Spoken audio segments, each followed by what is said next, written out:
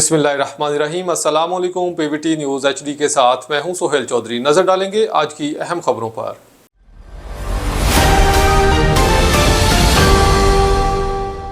रुक करते हैं जैकबाबाद का। जैकबाबाद में सिंध तरक्की पसंद पार्टी की जानिब से सिंध की सकाफती दिन के मौका पर ज़िला ऑफिस से प्रेस क्लब तक शानदार सकाफती रैली निकाली गई।